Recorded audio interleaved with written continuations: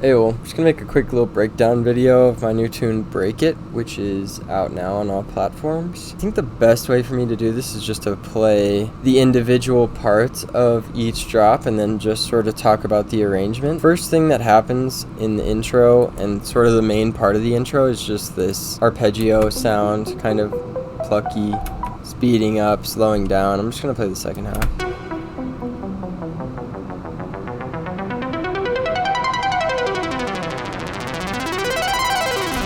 So that has a build-up feel to it in general. It's just the arpeggio speeding up as it goes. It's just a little chord progression, and then it's layered up with these just like riser sounds.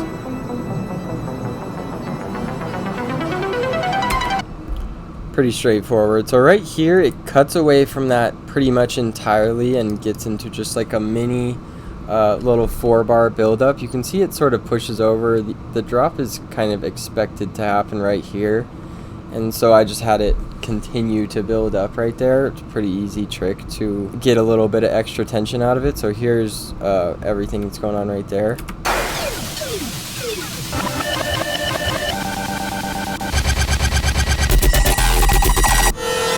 And then we get into the drop. So we do have like a tiny intro of the low end sound that's happening in the drop right here, which also helps a lot to just bridge that gap of tempo-less build up right there, which just sort of gives you a quick second to like prepare for what's about to come.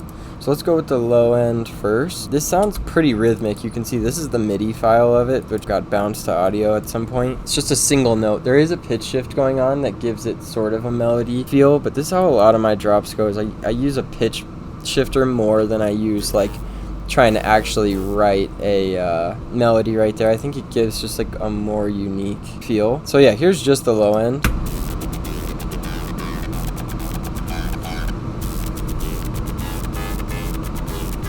Just really rhythmic, like plucky notes going on, and just an FME like square wave thing, pretty simple patch and serum. Making that, like I said, the pitch shifter is what's doing a lot of it. So really quick, let's go through the drums. The drums stay pretty similar throughout the entire track. There's new elements coming in and out, but the core of it is the same kick and the same snare pretty much the whole time. You do see that there's a delay automation going on, making every other snare have kind of a different effect. It just makes that part a little bit less boring. Sometimes it's like if you got a 3-minute track and it's just the same snare hitting over and over, a really easy way is just to draw a little automation and you'll get some more variation in the snare so it's not so stale. So here's the drums alone.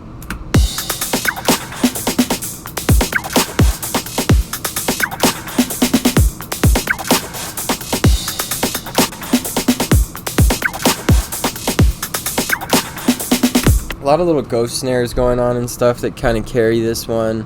Some just choppy hi-hats happening. I think this sample is a pretty main part of the drum feel.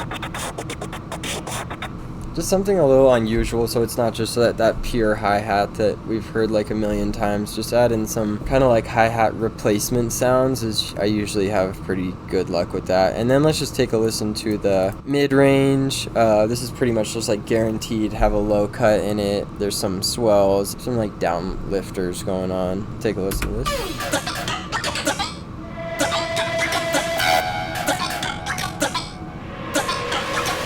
I really think that this area is kind of where, if anybody ever asks me for feedback on their tune, this is usually the area where I end up saying something of just like add some mid-range sounds that are very yours that can sort of take it to the next level. A lot of people can get to that point of like really good drums, really good bass sounds, but then, and just in my opinion, don't do quite enough in the mid-range. For this first part of the drop, this is kind of the main sound, which is me just like I just talked into a microphone and just made some like random rhythmic noises and then put a bunch of FX, and right when I added this in, it took it from the point of like this doesn't feel quite there to the point of all right, now I'm like ready to move on to the next part.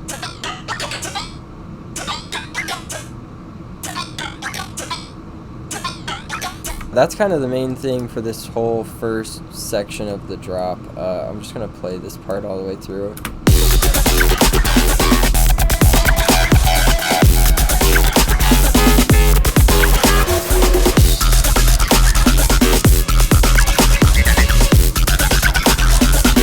Fire. So going on, like I said, drums right here, pretty much the only thing that changes about the drums is that I bring in this crash, just adding a little bit more energy into the drums and make it a little bit more sustainable. So I guess these are all new elements from the first half of the drop.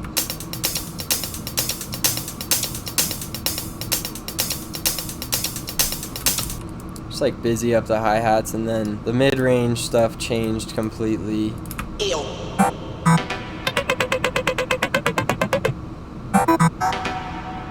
Yeah, those little things, they go a long way once you have sort of the rest of the track all layered out. Low end changes a bit. A way that I sort of get, you know, if I want the drop to be 45 seconds long, let's say the first, and so we have a first half and a second half. Usually in the second half, the thing that I'll do to make it a little bit more cohesive with the first half is just whatever sound is happening just on the one of the first drop, I use it as the one on the second drop, and then I change every other element. So then we have first little breakdown part. This is all together.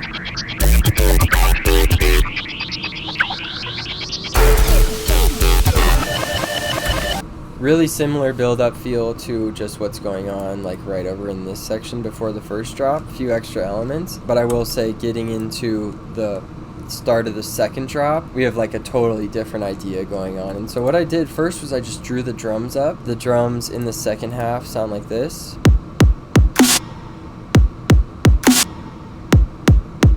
No hi-hats, no nothing except for just kick and a like well-layered snare. And from there, because I knew I wanted a big change in this part, and so every single low-end element that happens moves very specifically with that kick pattern. So we have this is just low-end and drums.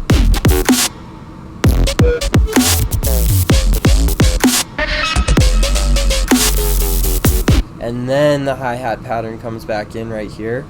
Just giving a bit of a gap right there, but this is probably my favorite part of the song, to be honest. Like I said, it was cool, and I was like, nice, we're getting somewhere, but then when I went in and added these mid-range elements with the low cut on them, it took it to the next level, and that's pretty consistently what happens like every time I make a track like this.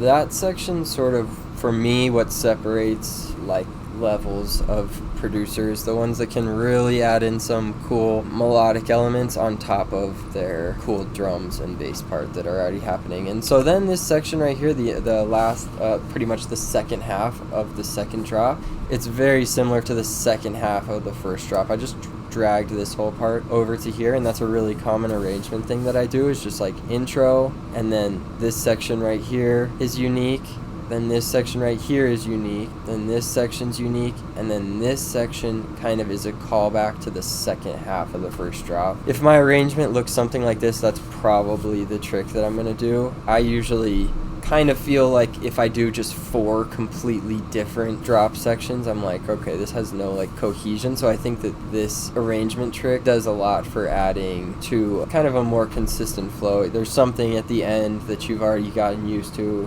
and that adds a lot to it. So yeah, that's pretty much it. I think I'm going to cut it right there. Go check out the track if you haven't yet. Help me spread the word. I got a literal insane amount of backed up music that I'm just going to be trying to get out this year. That's kind of my main goal above everything else. So keep your eye out for releases and stuff. Go comment and tell your friends. Thanks for watching. If you got this through this whole thing, appreciate you.